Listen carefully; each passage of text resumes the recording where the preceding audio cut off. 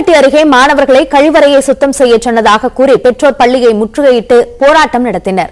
விவரங்களை தருகிறார் செய்தியாளர் மகேஸ்வரன். மகேஸ்வரன், இந்த சம்பவம் எதனால் நிகழ்ந்தது? சார்ந்த விளக்கம் யாரிடம் என்றும் பெற முடிந்ததா? அப்படியா, தூத்துக்குடி மாவட்டம் கோவில்பட்டி அருகே உள்ளது கிளவிப்பட்டி கிராமம். இந்த கிராமத்துல அரசு ஊராட்சி ஒன்றிய நடுநிலைப்பள்ளி செயல்பட்டு வருகிறது. இந்த பள்ளியில் 33 மாணவர்கள் பயின்று வருகின்றனர். ஒரு தலைமை ஆசிரியர் உட்பட 6 ஆசிரியர்கள் பணியாற்றி வருகின்றனர்.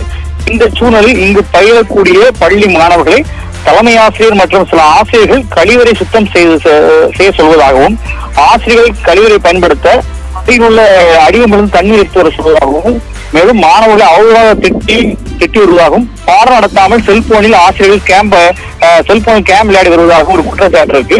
இது குறித்து ஆசிரியர்களிடம் பலமுறை அந்த பள்ளி மாணவர்களுடைய பெற்றோர்கள் தெரிவித்திருந்த போதும் அதற்கு பின்னர் ஒரு எவ்வித மாற்றம் இல்லை. தொடர்ந்து குழந்தைகளை கழிவு சுத்தம் செய்யல என்ற குற்றச்சாட்டு இருந்தனால இன்றைய காலையில அந்த பள்ளியுடைய பள்ளி மாணவர்கள் மற்ற பெற்றோர்கள் அந்த பள்ளியை பூட்டி ஆசிரியர் பணிக்கு வந்த ஆசிரியர் உள்ள விடாமல் தொடர்ந்து போராட்டத்தில் ஈடுபட்டு வருகின்றனர்.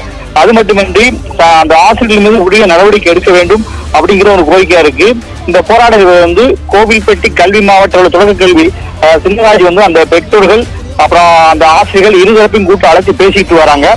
அவங்களுடைய கோரிக்கை என்னென்றால் இங்க இருக்கிற ஆசிரியர் அனைவரையும் பணியிட மாற்றம் செய்ய வேண்டும். அது மட்டுமின்றி தவறு இழுத்த ஆசிரியர்கள் மீது காவல்துறையின் மூலமாக நடவடிக்கை எடுக்க வேண்டும் என்பது அந்த பெற்றோருடைய கோரிக்கையா இருக்கு. தொடர்ந்து தொடக்க பேச நடத்துறாங்க. அபினியா, விவரங்களை பதிவு செய்தமைக்கு நன்றி.